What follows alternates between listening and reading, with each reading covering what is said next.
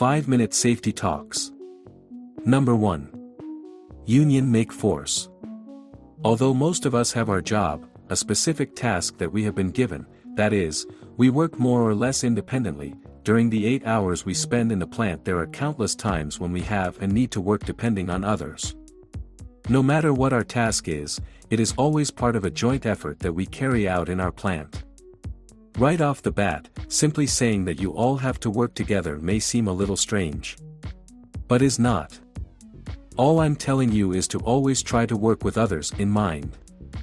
For example, if when you are working on a particular task, you see a colleague who is lifting a weight that is too heavy, you should approach him and offer a hand, unless you are currently working on something and cannot put it down.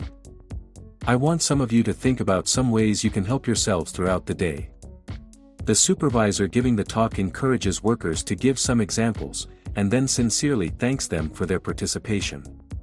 The examples you have given are very valuable, let us all try to put them into practice when the opportunity arises. I also want to talk about other particular cases in which we can work together. For example, let's think about maintenance. Generally, when we borrow a particular piece of equipment or tool that we need, either from the tool shed or from a coworker, we return it as soon as we finish our task, especially if we have signed any cards.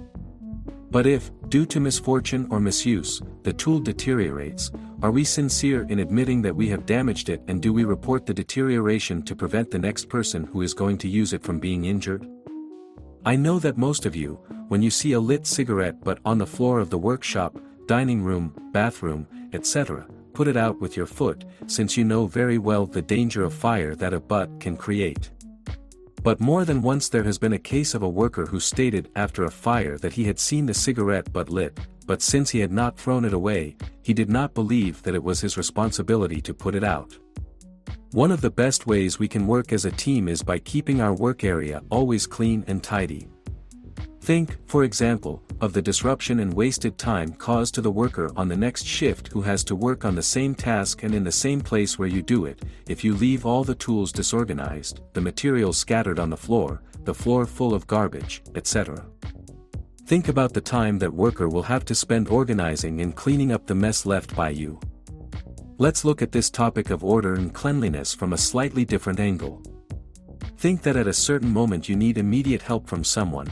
For example, you need a hammer, and you shout to a partner, "Hand me that hammer immediately." The colleague may immediately come to his aid, but if you usually have a messy workplace, he will spend 5 minutes looking for the hammer and by then it will be too late. You know very well what I mean. Ask for help, the person you ask for help can't find what you want, you get in a bad mood, the other person gets in a bad mood, and you don't get anything out of it. Working as a team means always being aware that our particular task is a link in the plant's production chain, and that our task and that of other colleagues are closely linked, which is why we have to help each other at all times. Whenever we need it. As in any other human activity, in our plant too, and I want you to never forget this, there is strength in numbers. Huascaran Advisors and Business Consultants SAC, we have Mintra auditors duly registered with the Ministry of Labor and Employment Promotion.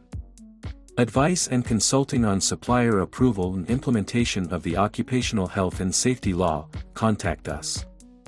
And remember, the secret to success is making a good decision.